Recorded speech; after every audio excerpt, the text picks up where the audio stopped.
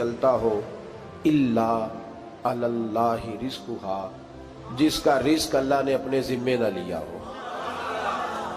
जमीन पे कोई चलने वाला ऐसा नहीं जिसके रिस्क की जिम्मेदारी रब करीम की ना हो। ये जिम्मेदारी रिस्क किसकी है? बोल के बताएं, बोल के किसकी जिम्मेदारी है जी? अल्लाह। देखिए गौर फरमाएं, यहाँ मुफस्सिरीन ने एक बात लिखी है इस आयत के तहत कि फरमाया जो ज़मीन पे चलने वाला है उसका रिस्क अल्लाह के ज़िम्मे। फरमाते हैं कि ये अल्लाह ने हमारी अकल के मुताबिक हमसे बात की है, वरना आसमानों में जितनी मखलूक है रिस्क उसका भी अल्लाह के ज़िम्मे ही है।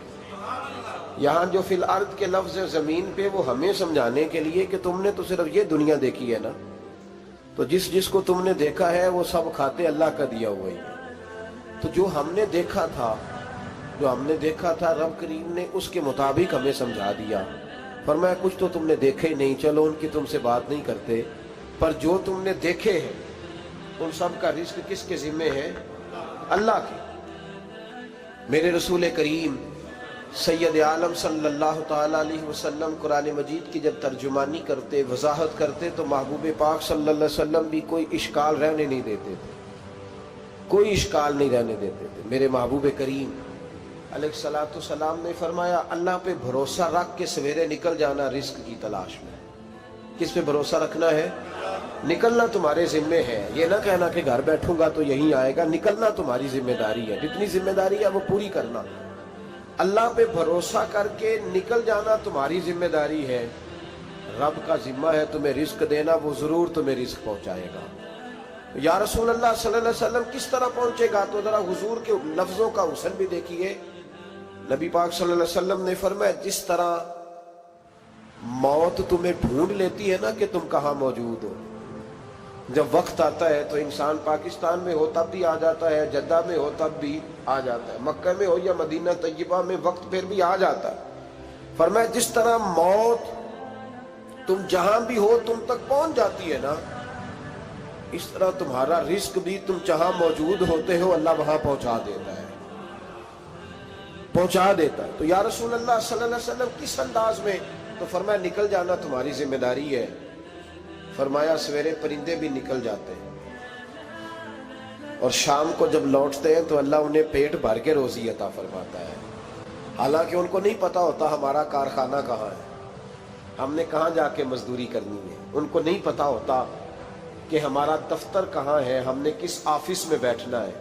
उनको नहीं पता होता कि हमने कहाँ जाके माल खरीदना है और कहाँ से हमने फिर उसको दोबारा बेचना है। उन्हें खबर नहीं होती। अल्लाह पे भरोसा करके निकल जाते हैं। निकलना तो तेरे जिम्मे है कि नहीं?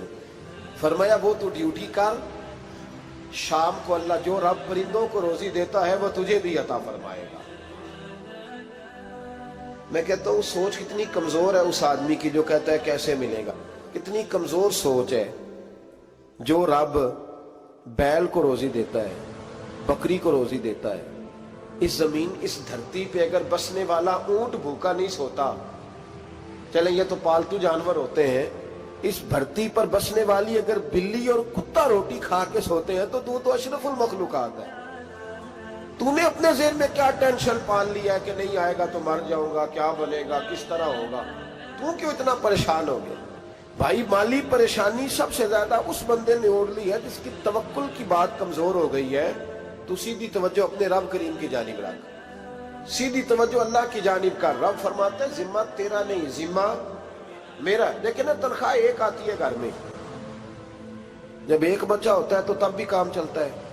जब अल्लाह 2 बच्चे दे दे फिर भी उस तनख्वाह से काम चलता है। जब 3 हो जाए फिर भी चलता है। जब 4 हो जाए, नहीं आप ना भी बोले तो बात तो सही है, बहरहाल काम फिर भी चले। उसी तनख्वाह में से जब बंदा बड़े बेटे की शादी करके बहू ब्याह के ले आए तो फिर भी काम चलता है। और जब उस बेटे को अल्लाह बच्चे अता कर दे तो उसी घर में, उसी आंगन में, उसी छत के नीचे काम चलता है। तो फिर तू मान जाना कि चलाने वाला तू नहीं, चलाने वाला कोई और है। फिर तू मान जा के चलाने वाला कोई तू तो उस वक्त जब तनख्वाह तेरी लगी थी तो तू कहता था अब्बा अभी मेरी शादी ना कर, मैं बीवी को कैसे खिलाऊंगा। तो वही शख्स है जिसकी छत के नीचे फिर 1.5 दर्जन पोते भी पल रहे और गुजारा उनका भी हो रहा है। तो रिस्क का जिम्मा किसका है? اللہ کا ذمہ. اب ہمیں پتہ ہے پہلی بات تو پریشانی اس لیے اتار دینی چاہیے کہ ذمہ ہمارا ہے ہی نہیں. اب دوسری بات یہ کہ ذمہ داری کس کی ہے؟ اللہ حکیم بھی ہے اور علیم بھی ہے. حکیم بھی ہے اور جانتا بھی ہے اور اسے پتہ بھی ہے کہ دینا کس طرح ہے. اب ہم پتہ کیا کہتے ہیں؟ کہتے ہیں وہ جو بندہ پجاروں میں بیٹھا ہے وہاں اسے نہیں بیٹھنا چاہیے تھا اور میرا حق تھا. تجھے زیادہ پتہ ہے کہ اللہ کو؟ بول کے بتانا. کس کو پتہ زیادہ ہے؟ کیوں جی؟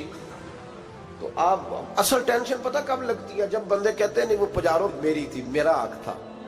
وہ جب گزرتی ہے نا پاس سے مہران کے تو مہران والا ٹینشن بڑی لیتا ہے. حالانکہ اللہ کو زیادہ پتہ ہے کہ وہ حق. ایک بات اپنے ذہن میں یاد رکھ لیں، رٹ لیں کہ جو میرے لیے بہتر تھا میرے رب نے مجھے دے دیا.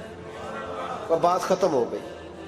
بس وصل اچھا ہے نہ فراق اچھا ہے، یار جس حال میں رکھے وہی حال اچھا ہے.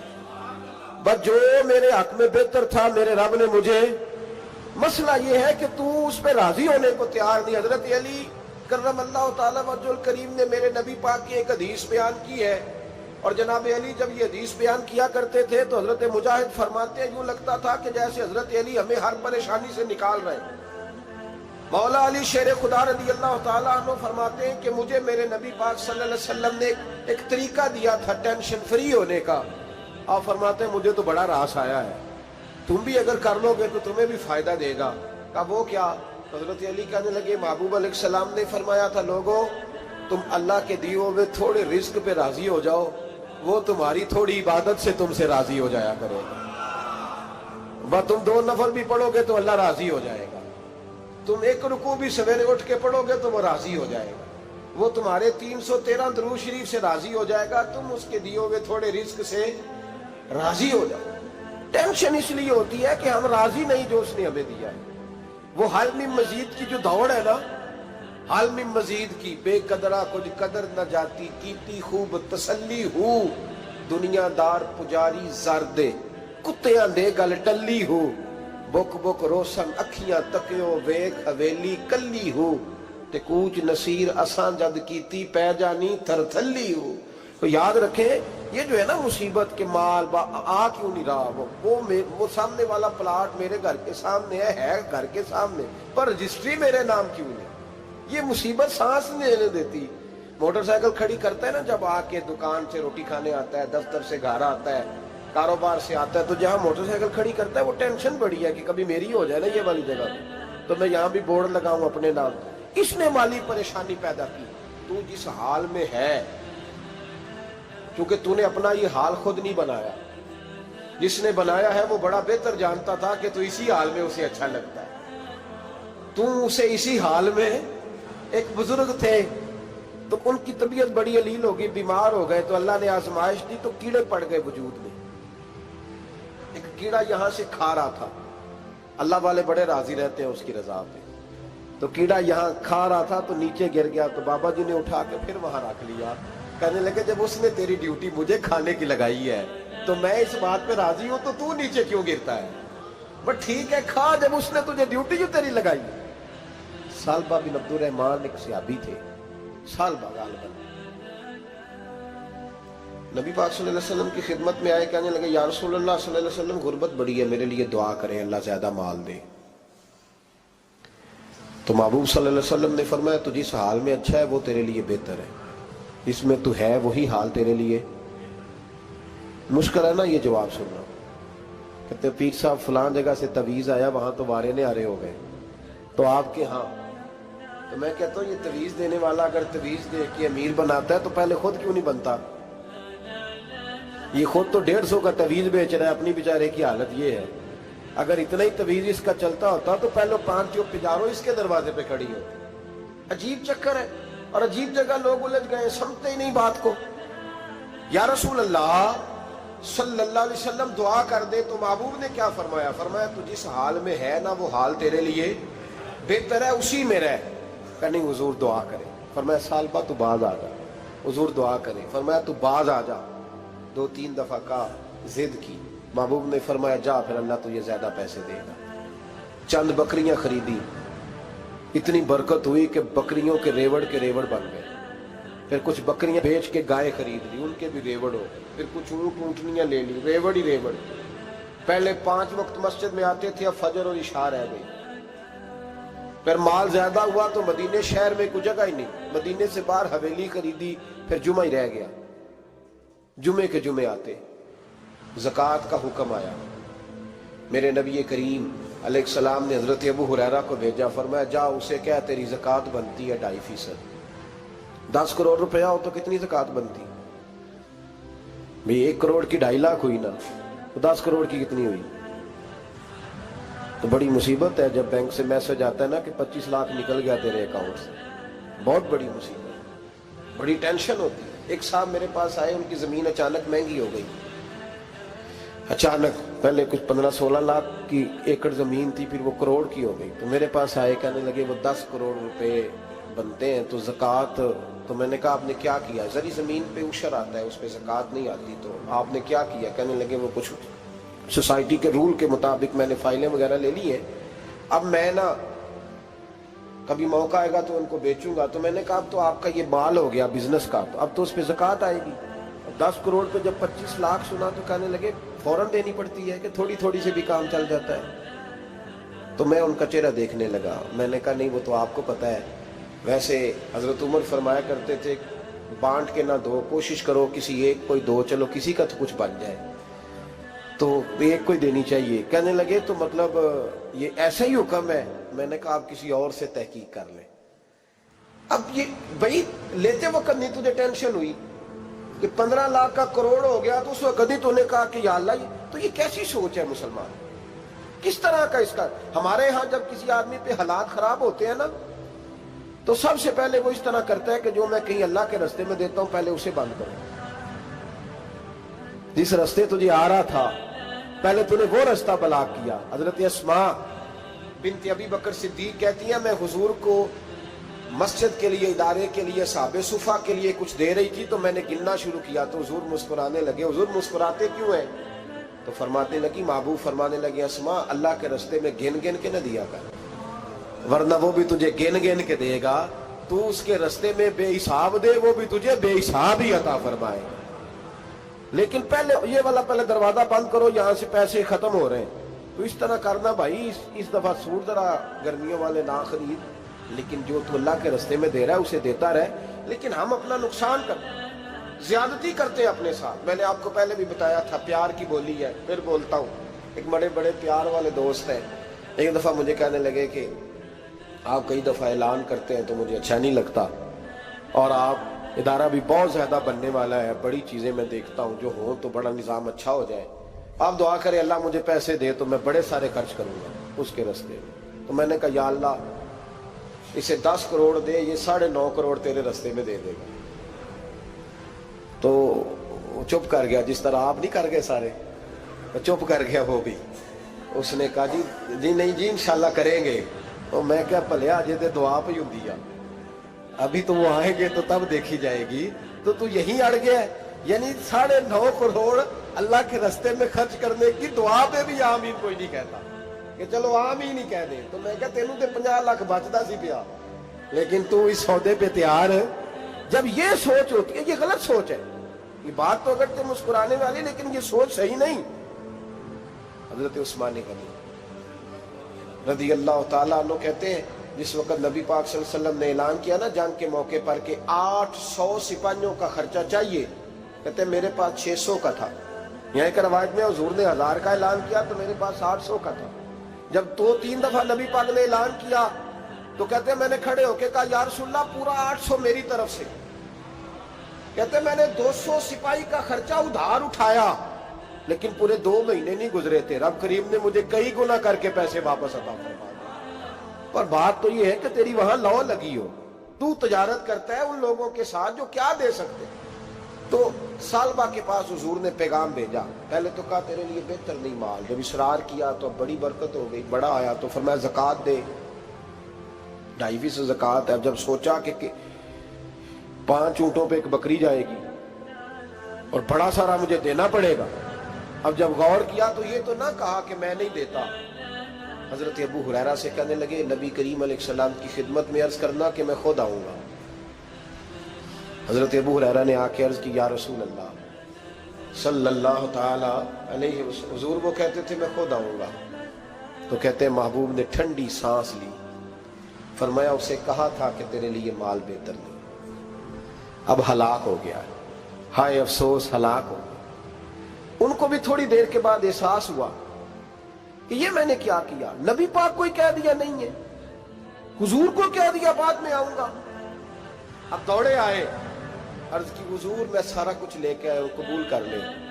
महबूब ने फरमाया गोया बिलाल हबशी की खुश्क खजूर भी कबूल है, और सुहैब रूमी एक अट्टी बान की लाए तो वो भी कबूल है, और अम्मार बिन यासर और मुसअब बिन उमैर अगर 2 दिनार दे जाए और कोई पुराना जोड़ा किसी सिपाही के लिए छोड़ जाए तो वो भी कबूल है, लेकिन तू अपना लाखों लेके चला जा, तेरा कोई नहीं कबूल, माफ कर दे।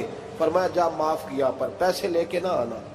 अगले साल फिर आए, बंधे हुए हाथ हैं, महबूबा मैं दौलत का क्या करूंगा, आग लगानी है, कबूल कर ले। फरमाया तू ले जा, तेरा नहीं कबूल, गिरा जो उनकी निगाह से वो संभल नहीं सकता। हुजूर ने विसाले ज़ाहिरी किया तो जनाब सिद्दीक अकबर के पास आए, लाखों का माल, अबू बकर कबूल कर लो। तो जनाब सिद्दीक अकबर कहने लगे उसका कर लो जिसका नबी ने नहीं किया, चल जा, कोई नहीं चाहिए। हजरत उमर के जमाने में कहत पड़ गया, बारिशें नहीं होती, गल्ला नहीं मिलता, हालात खराब है, माली तौर पे बहरान आ गया, गुर्बतें, मजबूरियां, तकलीफें, आके रोए, उमर मेरा कबूल कर लो, मुझे माफी तो मिल गई थी ना। फरमाया माफी अपनी जगह पे, पर जिसका मुस्तफा ने कबूल नहीं किया। बहुत सारे लोगों को पता ही नहीं कि उनका कबूल ही नहीं हुआ, और वो उलझे हुए, उन्हें खबर ही नहीं कि असल बात क्या है। फरमाया जिसका मुस्तफा करीम ने कबूल नहीं किया, अब हीरे और जवाहरात भी लेके आए तो भूखे मरेंगे, पर उसका कबूल, उस बात पे राजी रहो, इस हाल में अल्लाह ने रखा हुआ, उस हाल में राजी रहो। जो मुसीबत है ना देखने के, वो भी मेरे पास, तुम्हें क्या पता, कभी पूछ तो सही उससे वो किस मुसीबत का शिकार है, जो माली तौर पे बड़ा अमीर है, तो उसकी तरफ देख के अपना दिल बुरा करता है। बस जिस हाल में रब ने रखा है उस हाल में रह।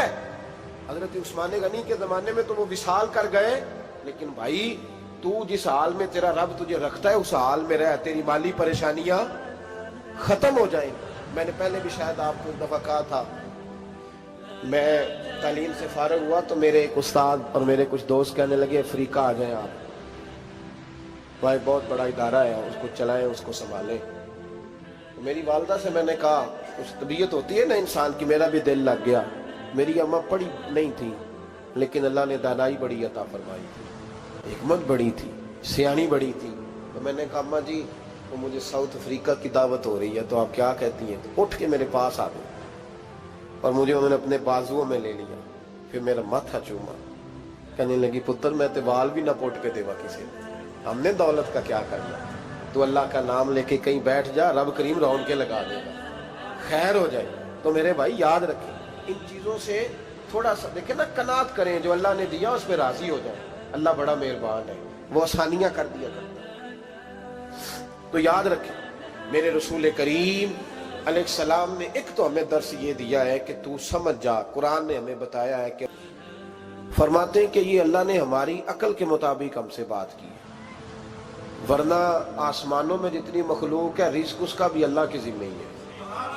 यहाँ जो फिल अर्द के लफ्ज़ ज़मीन पे वो हमें समझाने के लिए कि तुमने तो सिर्फ ये दुनिया देखी है ना, तो जिस जिसको तुमने देखा है वो सब खाते अल्लाह का दिया हुआ ही है।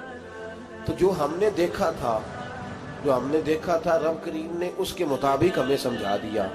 फरमाया कुछ तो तुमने देखे ही नहीं, चलो उनकी तुमसे बात नहीं करते, पर जो तुमने देखे हैं उन सब का रिज़्क़ किसके जिम्मे है?